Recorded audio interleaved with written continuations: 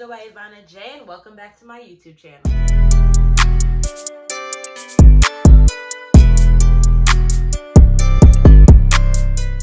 So today, you guys, we're going to actually talk about what is my purpose, which is the title of this video. And I feel like people really have like a lot of different opinions about this. Of course, mine is going to be an opinion, giving both sides, you know, the side of like the world and then also God says about it. I think that when it comes to purpose, it does have to do with talent. It does have to do with gifts. The only difference is that with God, it's about spiritual gifts. It's about what He gives He's giving you and how you can use it to like glorify His name. And so I'm actually going to give my little feedback from my story of how I found my purpose, how I determined that this is what I wanted to do. This is technically what God wanted me to do, actually. And so, yeah, I'm going to go start at that point, right about now. So, basically this year, let's backtrack a little bit. Beginning 2023, I told myself, I'm actually going to tell y'all the truth about what happened. I told myself that this year, I am going to focus on my mental health. I am going to focus on learning myself, finding myself, but also finding myself in God. And those are the three things I told myself for the year, for the goals of the year. And so basically what happened is that I chose to actually just like kind of, I tried to refrain from going out as much. I tried to take a break from trying to be a part of the group all the time. I will say that distractions got in the way a little bit, but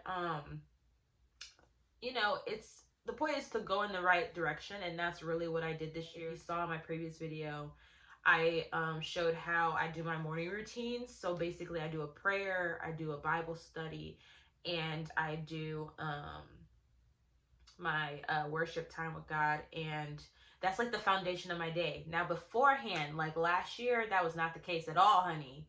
Like I was not doing that. If anything, I was waking up every morning. Honey, this was bad.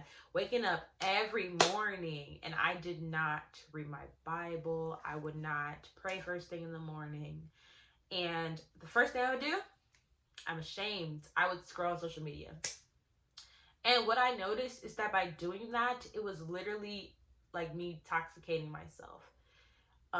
Because all I was doing was comparing myself. You know, I'm seeing all these successful people, right, on screen. And we already know that social media is a false representation of life. It never shows the good and the bad and the ugly. It always shows the goods and the highlights.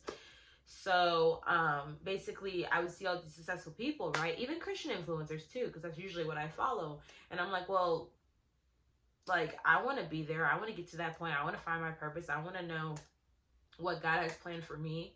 And there was some times of discouragement. There was some times of self-doubt. I actually do have my own goals and agendas, like things that I had planned for myself by going to college. And it's going well. Like, I'm happy with my job and everything. I'm very blessed.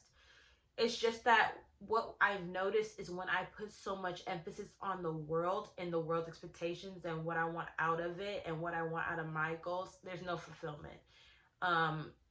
I would have self-doubt in myself, where I was like, okay, well, I'm not going to even try, you know, going for the things that I want. And yes, the mental health stuff happened and it did help. I did journalize, like I said, and stuff, and it was able for me to get my thoughts out. I feel like the first thing to finding your purpose is finding yourself, but finding yourself through Christ. And so, one thing is that sometimes that means you have to detach yourself from your friend group. And I don't mean that in a way as in, oh, I'm too high and privileged and prideful. That's not healthy either. That's a sin itself, is being prideful. That's not what I'm saying at all. All I'm saying is that it's important to be alone with God. And what I mean by that is this. 1 Corinthians 10:13, which says, there have no temptation taking you but such as is common to man. But God is faithful, who will not suffer you to be tempted above ye may be able to bear it. So I feel like what happens in the world is that we get tempted by things and we'll be invited to special occasions and events and everything, and that's great. But what I've happened to notice is when that happens is usually when you're trying to focus on him. You know, for me, I was trying to focus on God, and what happens? I get hit up saying, hey, let's go out to eat and stuff, which is fine, that's great, but it's okay to say no. Like, that's the point I'm making. It's okay to say no, because when you're trying to find your purpose in God, and you're trying to find yourself, and you're trying to find true happiness and true peace, sometimes you have to say no. And that's something I had to learn. And by doing so, I was able to really hear him. You know, I was able to really hear God when I detached myself from social interaction with people so that I can spend quality time with God, because it's a relationship. Like, you can't expect him to just be a genie and answer your request. Like, you're supposed to spend time with him and pray to him and ask him, you know, like actually speak to him. So, when it comes back to the whole doubt and fear thing, I was fearful that whatever God had in store with me, I couldn't fill the shoes. Like, I wasn't going to be able to do what he had planned for me. And that's when I had to realize that that's where patience comes in, because with God, all things are possible. Joshua 1:9 says, have I not commanded you? Be strong and courageous. Do not be frightened and do not be dismayed, for the Lord your God is with you wherever you go. And I had to remember that. That's what the scripture I stood on in making this decision and making this journey. But the decision wasn't defined and actually like flat out pointed like ... until I asked God, like, Lord, what you want me to do? When I tell you, he talked to me. Like, he spoke clear as day to me. Use your voice. Because the thing is that I have a gift of being supportive to one another, being supportive to my friends, praying for them, giving them encouragement. That's something I've been doing my whole life. And it's just a gift that God's given me that I've never thought to actually use to glorify him. So he made it clear to me, like, this is the gift that I have for you that I want you to use to be a plant, a light, and a seed to this world. Because that's what this world needs, is a light.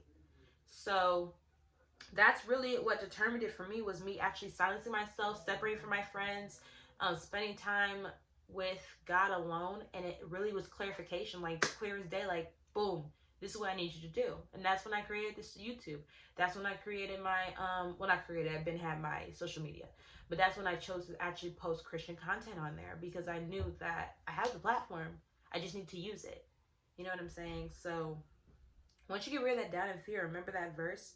And also remember Romans 12:12, which says, rejoice in hope, be patient in tribulation, and be constant in prayer. That's a scripture that I also had to stand on, because the thing is that we want things like fast, because our lifestyle, like the way things are in this world, we get them instantly. And that's not the case, you know? Patience is so important, because when you are in a rush, when you're like, dang, I just want to get to the numbers, I just want to get to the back, when your intentions aren't pure, that's when you won't have fulfillment and peace about it. You know, that's when it's not genuine anymore, and you're only doing it for the reward. So when it comes to finding your purpose, you have to have that patience. You have to come to God, asking him willingly and being honest with him about what you want, and he will answer your prayers. So that's something that I had to realize. And honestly, ever since I opened up myself to him and listened to him, that's when I was able to hear. So that's what I have to say about that. And also I want to say that Jeremiah 29:11, which says, for I know the plans I have for you, thoughts of peace and not of evil, to give you an expected end. When it's coming from us and it's not coming from God, what I've noticed is that you have no peace about it. You know, it's all like stagnant. You're a little stressed out. And maybe you're just not happy with that purpose that you're in right now. Maybe you are doing something and you're not happy with it, or you don't feel fulfillment in it. That means maybe it's not from God. Maybe it's just a dream and ambition you had for yourself. And that's okay to have dreams and ambitions for yourself. But the one from God will give you peace. And you will have a purpose and a peace and an expected end with it. Because with God, things are smooth. You know what I mean? Like, they don't cause chaos, conflict, trials. I mean, there will be some, but it won't be like a stressful journey. So what I want you guys to leave with is this information that I just gave you, and also know that when you draw near to him, when you draw near to God, he's the answer. Like, he will give you the fulfillment, the purpose, and the plan he has for you. And you will feel at peace about it, you know? So I would say, come to him, pray to him, ask him for guidance and direction, and he will answer your prayers. And also, I want to encourage you to know that if you want me to pray for you, just put a comment in the comment section below. And if you like this video, please like it and subscribe. And God bless, and I'll catch y'all in the next one.